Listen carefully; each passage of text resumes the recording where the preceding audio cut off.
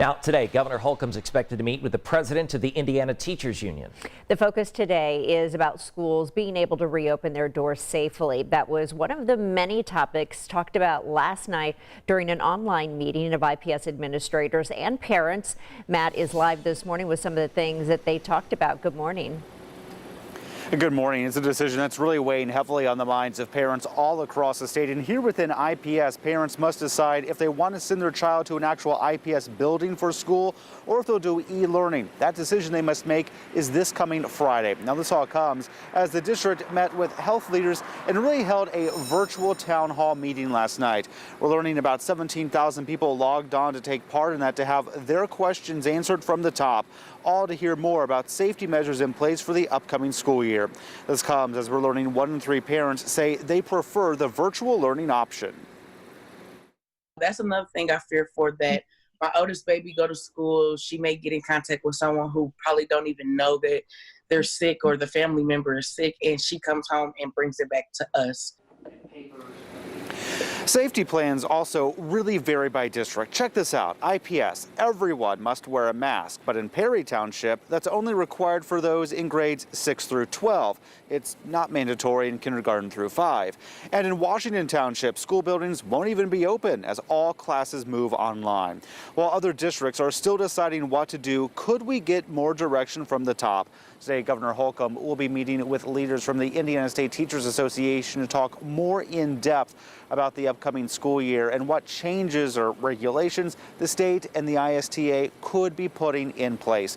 Of course, we'll let you know what comes out of that meeting. All of this comes meanwhile as time is ticking, because some school districts will go back in 2 weeks. Here at IPS, it will be in 3 weeks, meaning summer is about to come to an end. Reporting live, Matt McCutcheon, 13 News.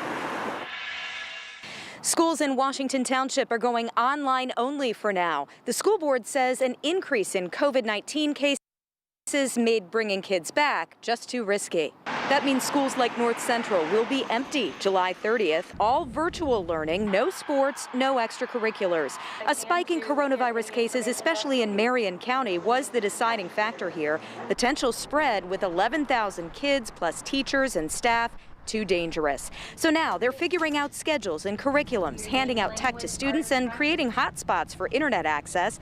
Parents, especially working parents, say it'll be challenging but safe. A little bit stressed about how distance learning will work, but then also relieved. I've been concerned about the rising number of cases in the county and the state, and the safety of the teachers and other staff members who will be interacting with the kids every day.